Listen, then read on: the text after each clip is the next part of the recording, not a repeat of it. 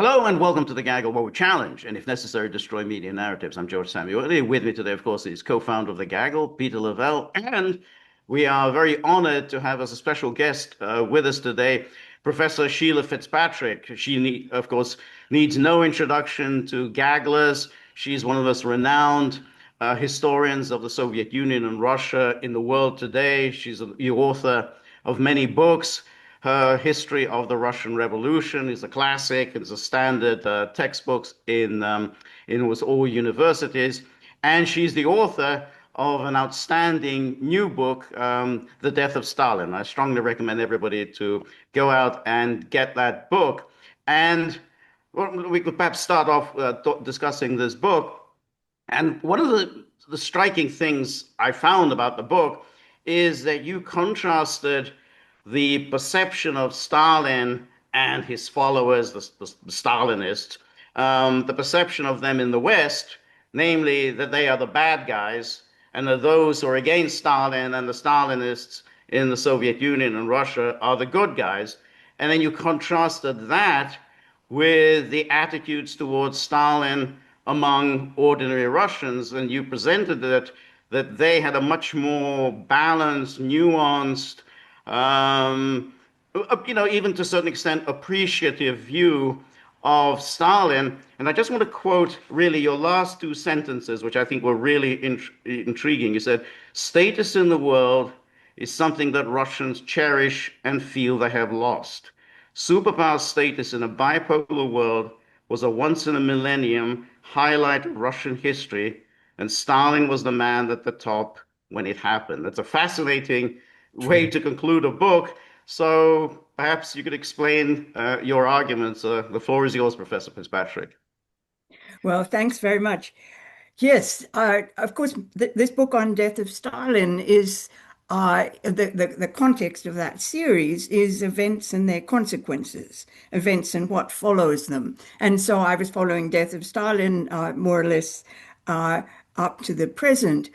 And that, of course, Stalin was assessed in very many different ways, in different contexts, and for different reasons. And I think the Soviet popular assessment isn't exactly as it's not always the same, right? There's one kind of reaction when he dies, and that's an interesting one because it involves such a degree of shock, and everybody says they wept, even if they were in Gulag because of him. So that's one kind of reaction that one can look at.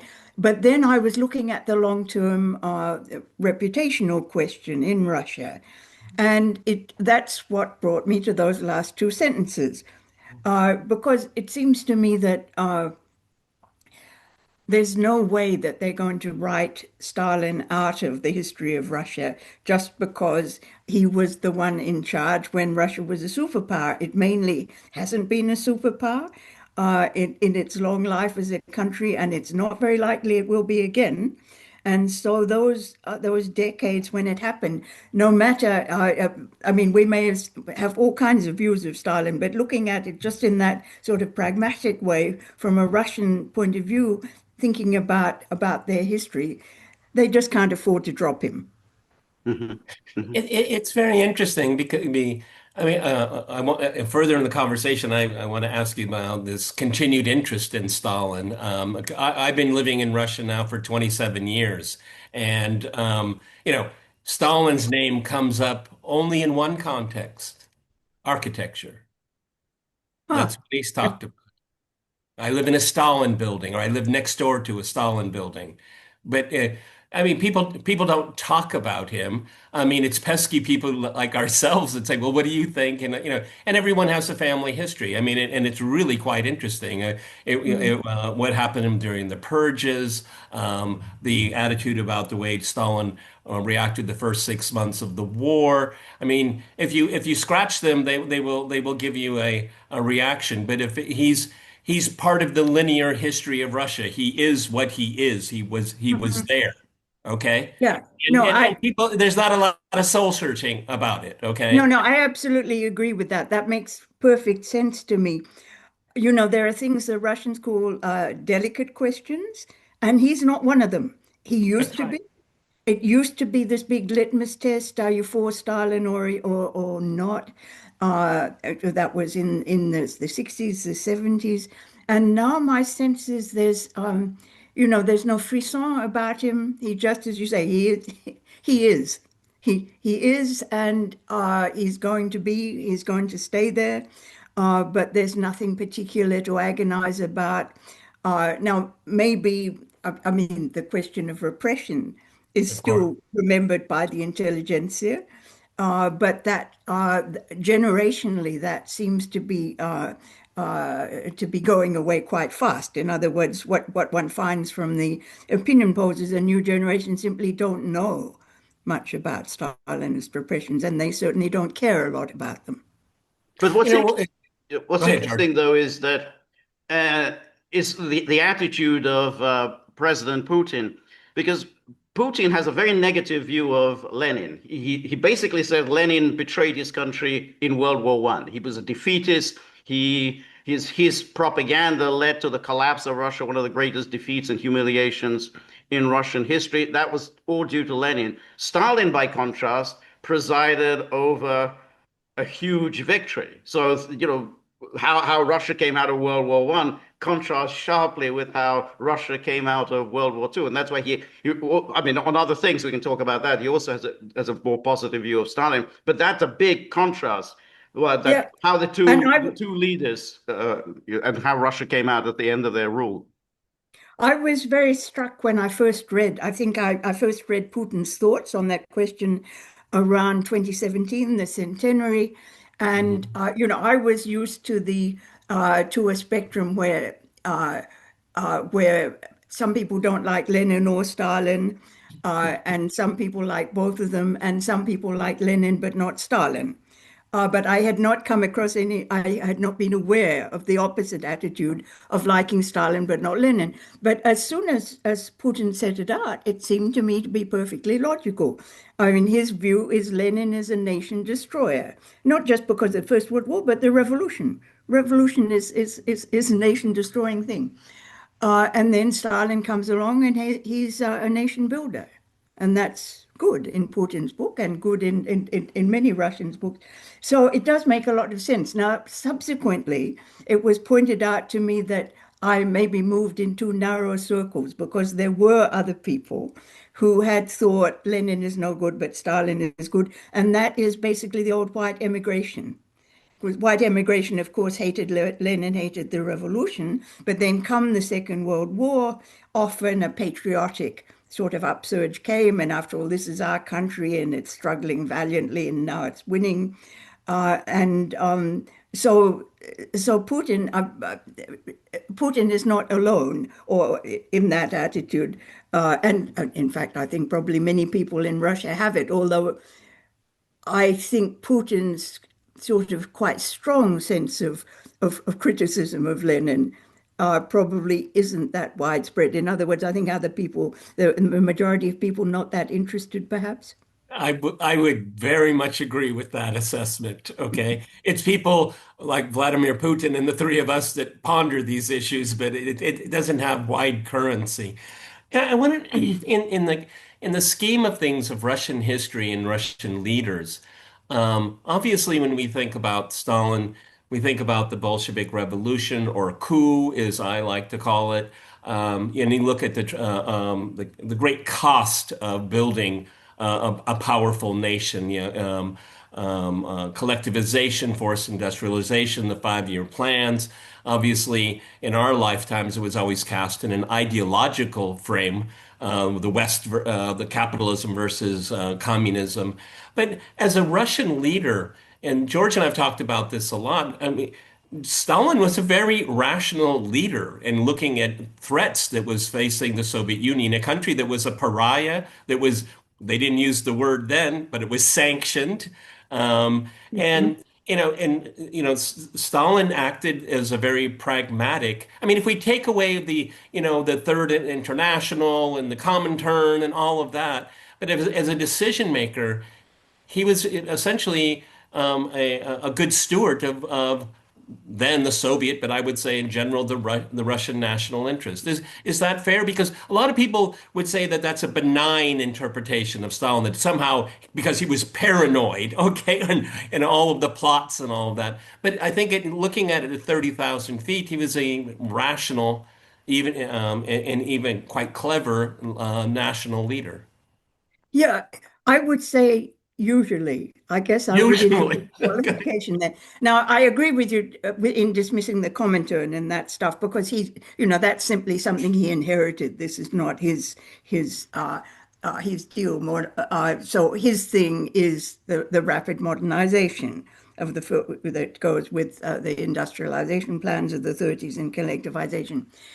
Uh, and and there he's a bit of a gambler, but he's rational.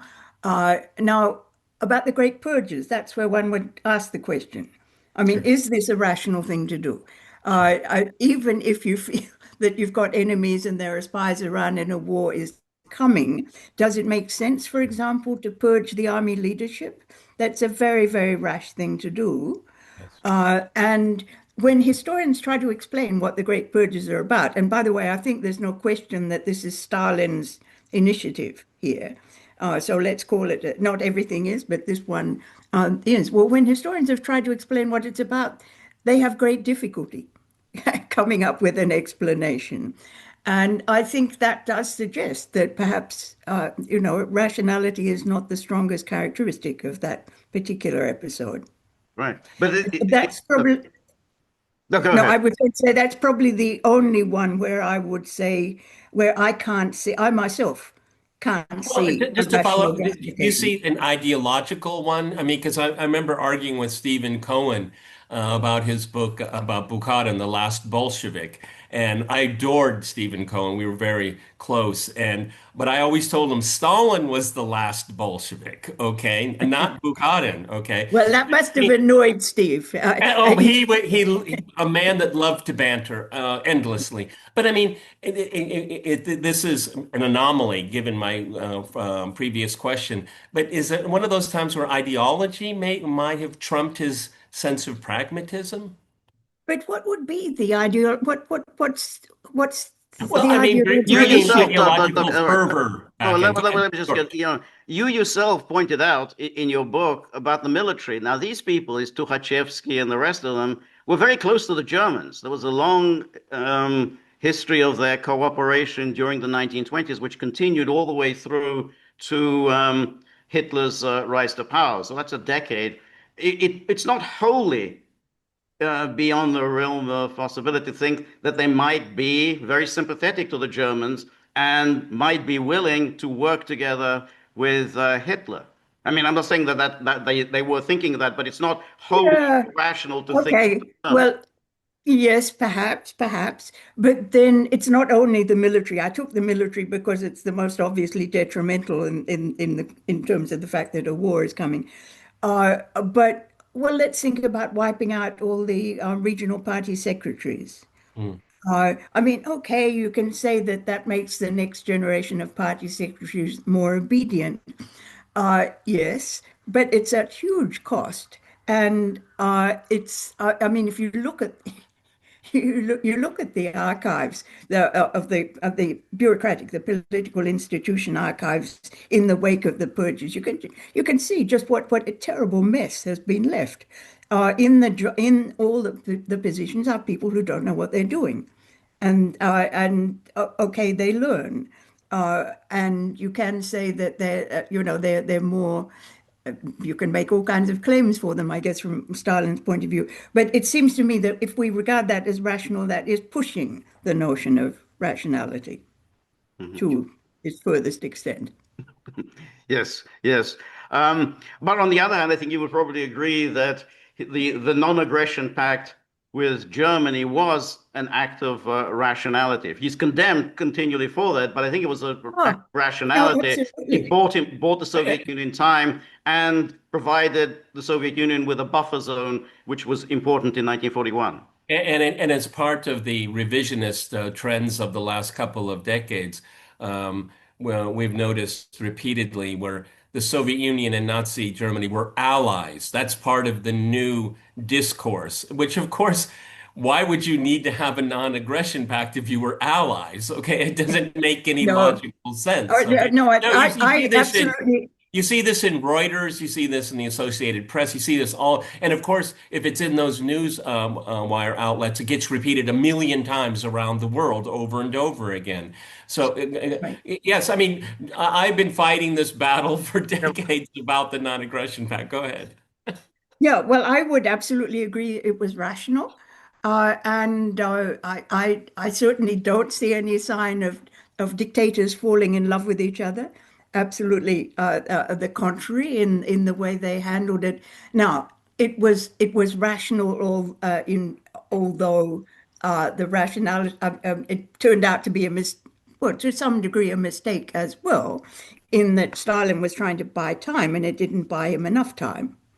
Now, of course, you could get also into arguments in terms of one aspect of that pact, which is taking in the Baltic states and West Ukraine. I mean, that looked great at the time, perhaps, but it was in in long-term retrospect, would one say they bit off more than they could chew? Yes, Because after all, that was those are the states that peel away first and set the in 1989, 91, and yeah. set the pattern for others. If it hadn't been for that, Yes. perhaps it No, would have gone quite I differently. think it's a very good point. But there's another thing that what Putin raised about Stalin, and that was the creation of the Soviet Union, which is Putin again kind of blames on Lenin and contrasts Lenin's idea of essentially creating these almost independent republics that have the right go all the way up to secession, as opposed to Stalin's idea of republics constitute as part of a Russian federation. So that will be instead of the USSR, you would have a Russian federation, and the republics would be a part of Russia. And obviously, Putin thinks had we'd gone down that path, maybe that entity could have survived in the way the USSR didn't. Yes, although there you have to, I mean, there is a question of how different would that entity have been, Mhm. because they would still have been territorially discrete units within a larger unit. I mean, the big thing there, I think Putin's point is Stalin was the one who insisted they should have the right of secession. And, he describes that as the time bomb, laid underneath the Soviet Union. Uh, and Yeah, although it is also true that for 70 years or so, nobody noticed that they had the right of secession. You gained an enormous amount of notoriety with your book, The Russian Revolution. What was, what made you go down that path? I mean, what was your reflections on the literature at the time, and how was it received? I know how it was received, but you can maybe tell us in your own words how it was received. Yes, well, I guess I have to start off in rather non-heroic mode because I wrote that book because I was commissioned to write it. In other Okay. words, Oxford said, we have this series of books on revolution. You want to write a book on revolution. So I said, yes, okay. And then I thought, well, this is kind of an interesting question. If I'm writing a book on revolution, what is the duration of the revolution, and what's it all about as well? But the beginning and the end, beginning is relatively easy, but the end is complicated. Mhm. And that was what got me hooked. And I mean, there was controversy about such a lot of my work, and at that time, that I even have a bit of difficulty reconstructing what was it that annoyed people about the Russian Revolution. Uh, I particularly, uh, I included the purges in it as a part of the revolutionary process. Mhm. Now, Mhm. that was to some degree annoying to anybody, but there were rather few such people who would have the E.H. Carr view Right. of the monumental achievement despite the monstrous costs, having in mind the first 5-year plan sort of thing. Now, if you put in the purges as well, which I did because I thought it's so clearly a revolutionary, it's part of a revolution. A revolution has that kind of impulse in it. I was also, I think, thinking in terms of the French Revolutionary analogy. Mhm. Uh, uh, there was also the question, but this was more arose. There were two issues of my work that were really controversial in the 70s, I guess. And they're both, I guess, to some extent represented in Russian Revolution, though I mainly wrote about them elsewhere. One was pointing out that there was you have a formation of a new elite, which is related to an affirmative action program. Right. You also Exactly. have massive upward mobility because you're industrializing. Now, all of that, in my argument, what I'm saying is that creates people who are conscious of having done a lot better than their parents did and a lot better than they expected to do when they started off, and they attribute that to the Soviet regime. In other words, one can see a kind of motive for elite loyalty which goes beyond fear. And that was annoying to people. The other thing was that when I wrote about Cultural Revolution, now All nobody right. ever thinks about Cultural Revolution in connection with Russia because China did it in such a much bigger scale 30 years later. But the Chinese were actually around when the Soviets had their Cultural Revolution, which involved the same kind of thing, sort of bashing up the bourgeoisie, young Komsomols running around and having a great time invading offices and throwing away files and humiliating rightists and all of that. Now, that the argument there, it was about does this come from above or from below? Or both, which both is actually what I'm saying. The going wisdom at the time was everything comes from above. And indeed, with the Cultural Revolution, as with the Chinese one, you can see signals from above for sure. But then you can, as it seems to me, you can very clearly see responses from below. All kinds of people and institutions are jumping at the chance to further their interests against the interests of others who are more like the local establishment. So to my mind, this is you can't describe this only in terms of something that comes from above. And moreover, it acquires a life of its own. Now, I don't think now that this is really controversial Oh, yeah. in the Soviet case or the Chinese case or any case, but in those days it was.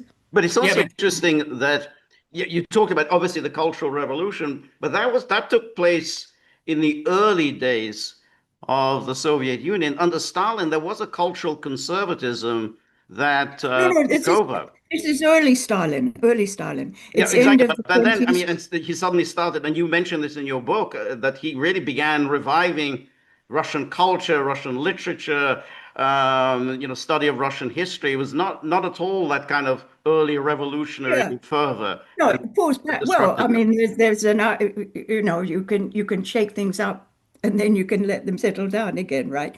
But I also don't think in neither case do I think we understand it fully by saying Stalin must have thought this and wanted this, because in the first case, you've got all these young communists, end of 20s, all these young communists who didn't fight in the Civil War and they wish they had. And they're yeah, full of that kind of militancy and why are these enemies still around? And why do we see the bourgeoisie on the streets? And we ought to change that. So that's around, and it's particularly in the party. And he, after all, is is dealing with oppositions within the party. The party is his most relevant political constituency, not the population as a whole.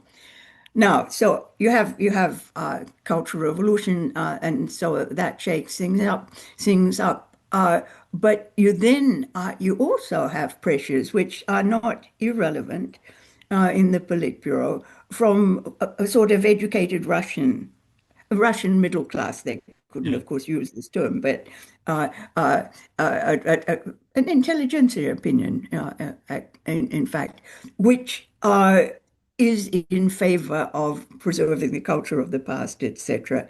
And so that too, not that I mean, it's very clearly a change of policy that Stalin announces, and pulls the levers on, but there's, you know, there's something he's appealing to and responding to in terms of a popular opinion about that as well.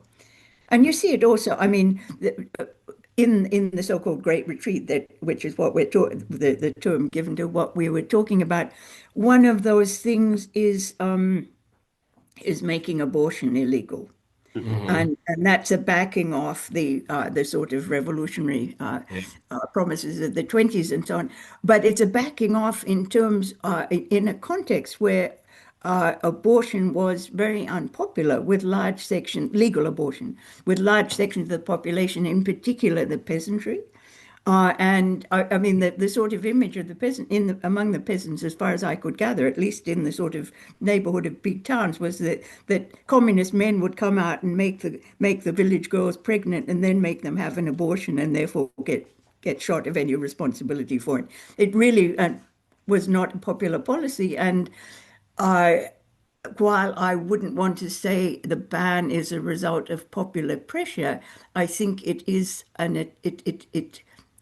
it's an attempt to show to appeal to a known attitude in the population. Well, see, it brings up a really interesting question, and I think that to broaden out a lot of your research that you did, and I think it actually applies a little bit to this to today's Russia, is that there's the perception that during the Soviet Union there was no agency. Everything is top down. People don't have thoughts. They live in fear. You know, again, living here for 27 years, I mean, the word monolithic does not come to mind whatsoever, okay? I mean, everybody's Yeah, got an opinion about everything, and people talk about it, like inflation and this. Are so many? Why does it seem like over the last 3 years, some people have really gotten rich? Okay, the cars and the clothes, people see it and they comment on it a lot. Okay, like we're at war and look at all these Maseratis. How did that happen? Okay, mhm, there's a lot of agency here. Okay, yeah, what you were saying, and I think what made a lot of your scholarship controversial is there was agency in the Soviet Union. You don't like the yeah. idea because it's authoritarian, totalitarian society, but it was there. Yeah, right. And I think if we're thinking about the change of scholarly attitudes on that question, you had a generation of scholars, a generation before mine, that essentially couldn't go to the Soviet Union. It was an abstract place for them. It was totalitarian, everything's top down. Then you had the establishment of the government-to-government exchanges, which meant that the PhD students went there to do their research, and that includes me. And of course, the moment you get there, you can see that there's agency. I mean, everybody is trying to maximize their chances within the parameters that are set. And Fred Starr, who was one of my generation going there, he had a nice phrase for this sort of all the activity going on in the interstices of the system. That was where life and he could have used the term agency was flourishing. So I think it's very much a question that once you got a cohort of scholars that actually had lived for a year in the Soviet Union, you got a different sense about agency. And I think that's really where, you were talking earlier about you were controversial and people criticized you and attacked you. I think that was the issue because there was Yes. the older scholars who talked about totalitarianism. Right. That the Soviet system is defined by totalitarianism. Stalin may be dead, but fundamentally the same system survives. It continues. It's all totalitarian. And then I think, that was your contribution. They said, well, actually, it's a much more complicated system than that, and that there are, power centers within the Soviet Union, and there's a public opinion, and generally, there's, as Peter said, there's agency, and I think that aroused. Like some controversy as people started attacking. No, no, no. Soviet Union is totalitarianism. That is the model of totalitarianism. Yeah, and it was also one of these disciplinary fights because I aspired to be a social historian, and so did many of the people in my cohort. Whereas the dominant discipline in Sovietology was political science, and Right. political science is much more uh, inclined to be top down and with models and so on. So in part, the political scientists were saying no social, there can't be a social history of the Soviet Union because it doesn't have a society, which is an absurd There's no proposition. society. Yeah, no, but really, people, that was how they thought. That you're talking about nothing. You're by being a social historian, you are pretending that there's a society over there that is comparable with our society in some ways. Anyway, it doesn't make a lot of sense now, but it seemed to make sense then. Well, let's talk about now. I mean, I'm a little distant from it now. I mean, I was in the thick of it. I can remember George and I have reminisced about waiting for the next edition of the New York Review of Books to see how the battle is being fought, by the luminaries of Russian studies. But what is the state of Russian studies now in the West? Because what I read is that's considered scholarly, I'm not very impressed with. It seems that there's a regression, and I've already mentioned this kind of revisionist approach, equating the new Russia with the Soviet Union, equating the new Russia with Nazi Germany, this autocracy mantra that was in the last administration. I mean, that's not scholarship in my opinion, but I have to again stress I'm not an avid follower like I used to be. Well, yeah, I think the position of the Russian field is pretty miserable at the moment. And there are lots of things to be said about that, but the first thing is that you're not going to have Westerners, the Anglosphere scholars writing good work on Russia if they can't go there.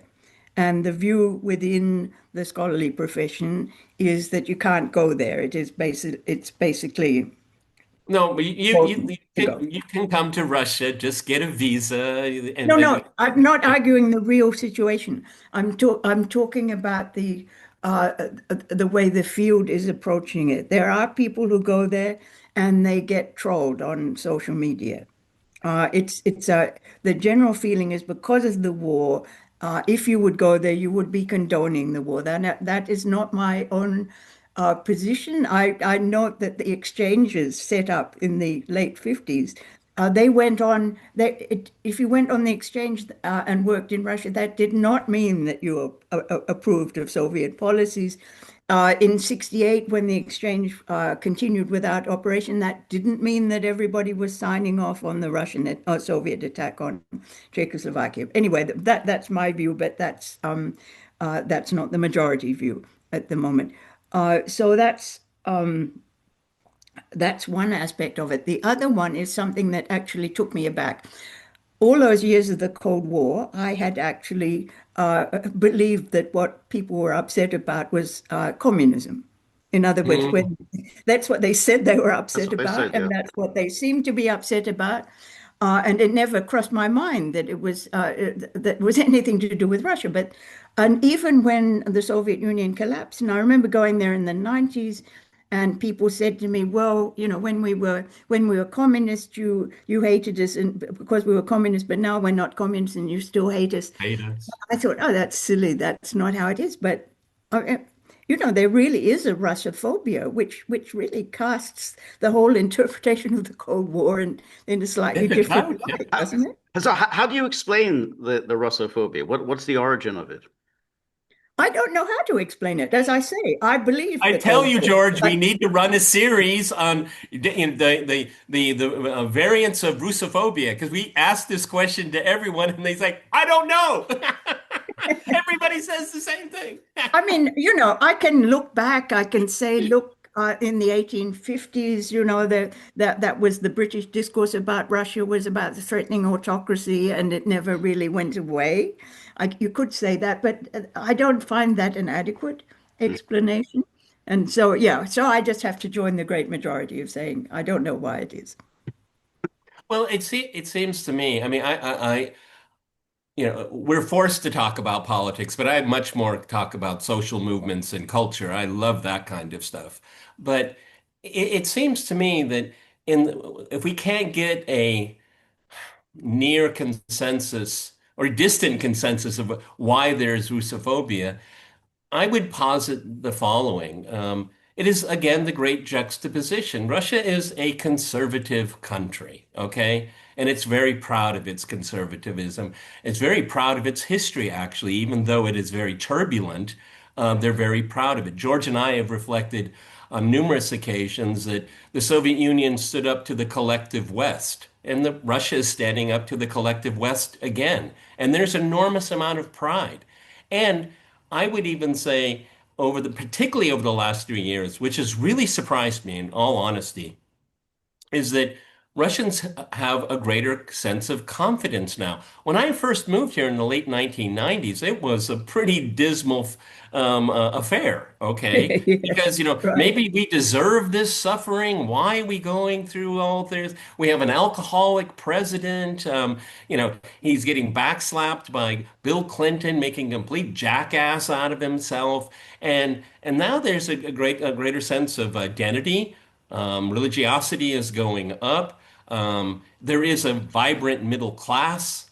I mean, Russians are richer and freer than any time in the history of their entire history right now. Okay, and I think that the way the liberal West, the ideological elements of the liberal West, they cannot stand an alternative. Russia is an alternative to the way we see the world and way you know, the Joseph Borrell type people, you know, the garden versus the jungle.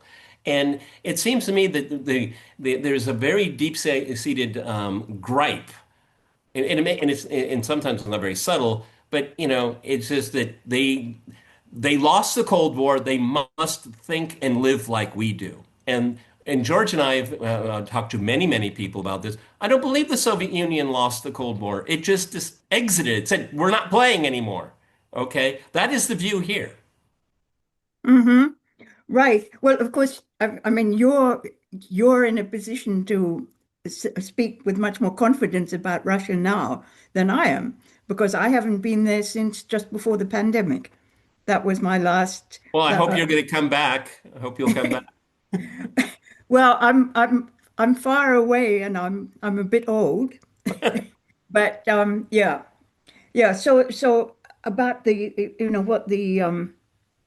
what the situation is now, I can't speak with any confidence, but I'm still, and I see what you're saying about the sort of the big alternative, as it were, to the West.